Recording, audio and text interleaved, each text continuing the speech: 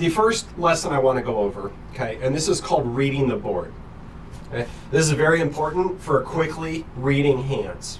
The reason why dealers can read hands so quickly is because they already know what they're looking for before the players even turn their cards up.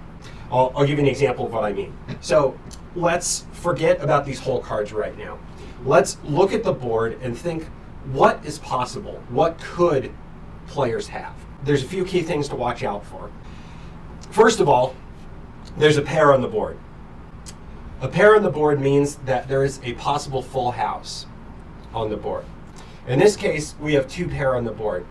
If somebody has an 8 or a 9, then they have a full house. Okay? The reason why we look for that first is because a full house defeats a flush, a straight, two pair, three of a kind.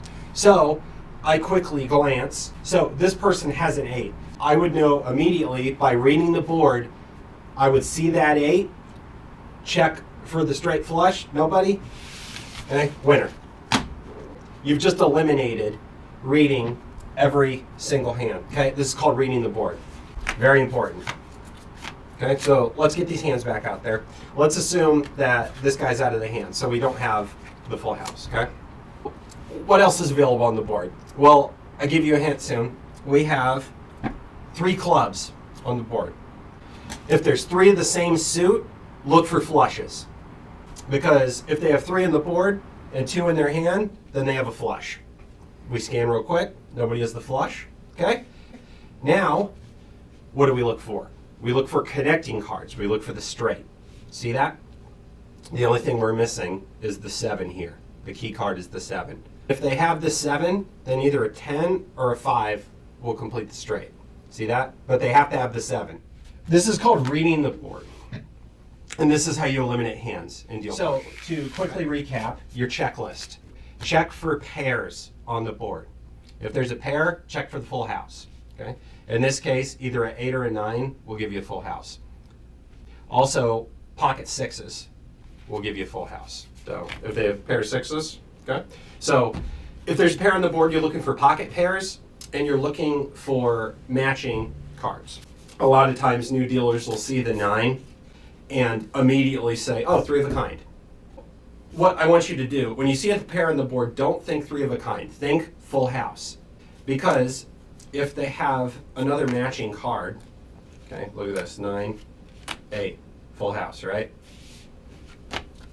They could have 9, 4, well, full house, right? Okay, so because 3 of a kind is easy to see, you're going to see that right away. If you complete the 3 of a kind, check for the second card. Okay, very important. That's your first checklist. Check for a pair on the board. The second thing you look for is suited cards. Okay, at least 3 of the same suit. In this situation, you'd look for 2 hearts. And then you want to look for connecting cards. Like in this example, that's 1, 2, 4. So the key card's the 3 and the 5. This is called reading the board. Very important. The reason why this is helpful is because if you have multiple people in the hand and everyone turns their cards up at once, trust me, your eyes will bug out. There's so much to look at. It's easy to get distracted. And then your players start fussing at you for taking a while. Trust me, it's a nightmare. While you're dealing, I would encourage you to read the board as you go. See what's out there. Okay, what's available? Also, when players bet big, okay, they probably have something good, right? So if a lot of people are betting, raising, re-raising, okay, read the board, see what they might have. These are all things that you can do subtly while you're dealing that will greatly speed up the game. So before we even look at the players' cards, the showdown, let's read the board. Let's see what's out there. First item on our checklist, is there a pair on the board? No. So no full house, don't even look for it. Next, are there at least 3 of the same suit on the board? In this case, yes, there are. They're diamonds.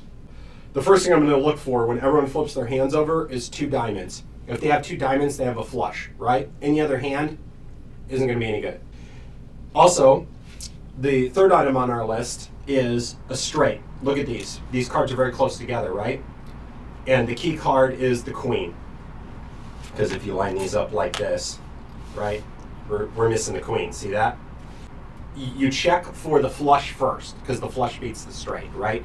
So if no one has diamonds, then you're looking for a queen. If they have the queen, then either an ace or a 9 will give them a straight. And if no one has straights or flushes, you're just looking for pairs. Easy. Let's turn up the hands. Now we know what we're looking for. Okay, so no full house, no diamonds, okay, no queens. I know there's no straight, no flush, no full house, so now I'm just looking for pairs.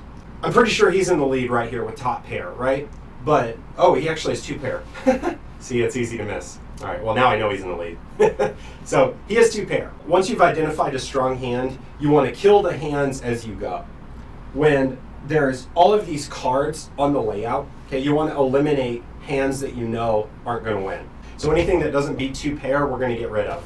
Okay, no pairs, no pair. Okay, pair of 3s, doesn't beat 2 pair, no good. Okay, 4, 6, that's close to a straight, but not quite. Okay, 8, 9, nope. So, winner. By reading the board, we were able to eliminate straights, full houses, and flushes, and we're immediately checking for pairs. Okay? The whole idea is to work ahead. You want to work ahead so that you don't get tripped up at the end of the hand when everyone turns their cards up. Reading the board, very important. Okay? Practice it now, because in the next game, Omaha, they have twice as many whole cards, so it's even harder to read the hands. So practice now, and it'll make it easier for you later. Trust me. Okay?